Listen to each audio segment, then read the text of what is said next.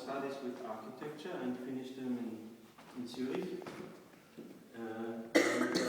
After that, I worked in several offices with the main issue of environmental architecture. That was always my main interest. Then in a long phase I was also doing conventional site management, and I was suffering a lot. And then in the end I decided to make my own office, and I'm not successfully enough, so I'm employed with an office that makes mainly these assessments. So to do these assessments in Austria, one doesn't have to have a special education. That is one point that I want to mention. But in my case, I was interested to go deeper into the field, because in environmental architecture and environmental building, there is always a problem: how should the constructions be built without any damage in the course of the years? So I made an additional education, actually four additional educations to go into the details of the problems. First, there was that I was making the civil engineering education, so I'm an architect. In Austria there is a strict limitation who is allowed to call himself architect. Then I made the master constructor. That's also something in Austria that's special compared to Germany, for instance. There this kind of education doesn't exist, but it goes more deeper into the law and the details of construction. Then I made another education concerning the environmental and energy issues in the field of construction. And finally I made this education for energy assessments. That means that goes more into detail of the heating and air and water systems. So I wanted to know more about these things in detail, because in all the other educations there was not enough, in my opinion. And here in Styria, in Carinthia, this kind of education is very developed. And here in Styria, this kind of education for mainly domestic assessments was started for whole of Austria. But until now, it's only established in Styria and Carinthia. In this kind of system with a database where all these assessments have to be uploaded if there's a new building or if somebody wants some money for renovation, supported by the Austrian government. So that's, from my point of view, what I've done to get more into the details of the energy assessment. Now I want to go into the personal experience area. Actually, there are three kinds of energy assessments in the domestic area. That is, if somebody has a building,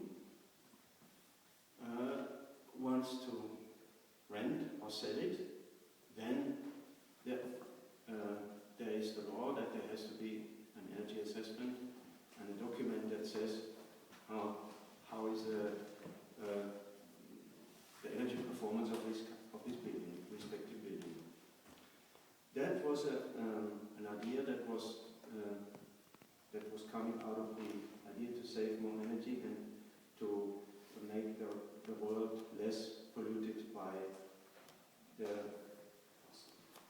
domestic heating waste, let's say. No? So actually all over Europe, this is the law is made for all Europe. And all the countries in Europe, they have to make a system to apply this law. And so this is the one kind. If I have a building I want to sell or rent it, I have to have this. Then the second mind is, if I want to build a new house, or I want to renovate a house in a certain amount, more than just, if it's more than just a very little part, then I can go to the government and say, I want your support financially. And then I also have to have an energy assessment for this kind of purpose, unless I don't want this money. I have to pay this back. And the third is, if there are larger buildings that are only made for, only used for dwelling,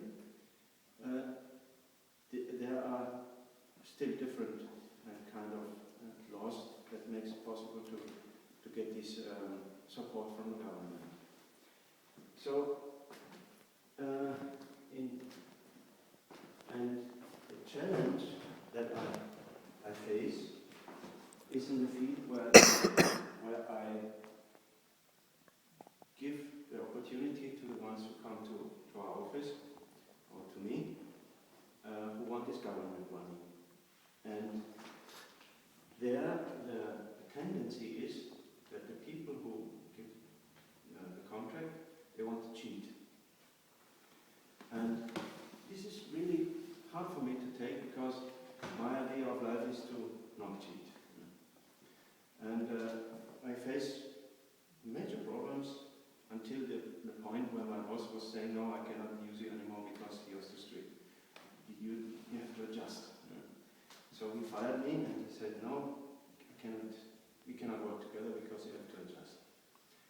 And then I was quite down because I thought I had done the right thing. And I was happy that it ended like that, because to be strict and correct is, in my opinion, a good thing. And then I asked him, are you really serious? Because there was a really big discussion, and both of us were quite excited. And he said, okay, no, let's continue. So it was more emotional. But what I want to say is that this is a big problem, and I don't know what kind of experience you have in your own practice, but at least in Austria, in the field of construction, the cheating is everyday practice, not only in the energy assessment area. Then another point is that there is a certain kind of price for these energy assessment contracts. And in the last period, these prices have gone down a lot, because there's a possibility to reduce the work to make this energy assessment to a very low level, and it's also okay with the law. And if I have a high standard on the quality of this paper, I need more time. So this is another point that is quite daily challenge, because we have quite a high standard in the quality of our papers, and I've seen many papers that came to our office that were really wrong. They did not give the right answer to what has to be done. So there is a lot of low quality around here in Austria, and there is also, as I said, there is no law that somebody has to have a special education to make this paper. For instance, all the master constructors are allowed to do this, all the civil engineers are allowed to do that, but it's not a special education. It's just the legal base to be allowed to do that. And there's a third group who are allowed to, it's engineers. They just have to open an office and they can also do that. So, in the point in what I think in this kind of discussion is important is that somebody like me, let's say, because not for nothing, Mr. What's his name again? Coleman. Mr. Coleman came to me and asked me to talk to you because maybe that is the role that is important in the whole field. And that means that people with a high standard of morality should talk and should say, come on, it's important that we do that thing right. Because otherwise it doesn't make sense. The whole law and nothing makes sense. If the whole thing is just built on cheating and then that what was wanted in the Kyoto Protocol that cannot be applied. So, and now this is the one thing, the energy assessment. And the other thing is why you are here, because Mr. Coleman said you are all in the direction of interest. How can a building be built environmentally less polluting, less damaging? And here this house is called Haus der Baubiologie, and all of the architects and people who take care of the heating system, and people who have interest in how are the other energies in the globe. That means there are lines of energy, and there's also specialists here. So our interest is to make a building as little environmentally polluting as possible. And if you take this room here, we can look here already. And what is the difference in comparison to a normal room, a conventional room? So there are some main things that I can show you here. And do you have any questions in this? Because I want to go to this field now. But now I have told you about the energy assessment and the challenges. Do you have any questions on this regard? Yeah. How long takes an average energy assessment of a one-family house with, say, 4 people detached? Like this, how long do I need to finish that? Yeah. To go there, to do it, write it, do the report, do the EPC. So it's like 4 to 5 hours. So including traveling there, making the measurements, going back, calculations. It depends, of course, how far it's away. But let's say if it's half an hour drive, 1 hour there is 2 hours, and for the assessment it's 2.5 hours, and maybe five and a half, because I have to make all this writing and back office stuff. So average like this. Okay. 4 to 6 hours, let's say. And it depends very much how complicated it is, because many times the people, they start to build a house and they have a basement and it's not heated. Yeah? And later they start to use the basement and they heat the basement. So let's say half of the basement is heated. Then many times in the roof area it's also it's more complicated, and then it's much more work. You know? Then it's 1.5 hours more work if the roof or the basement is more complicated. If it's just a box, then I can also finish this in this. There's nothing done yet. That's a 1960 house. Then I finished in 3/4 of an hour, because I have all the parts of the house already ready-made, because 1960 it was a standard, and I put them inside. I put the measurement of the house, and then I finished very quickly. But that's quite rare. Sorry, one question. Do you use any calculation tools? Yeah. Software tools? Yeah.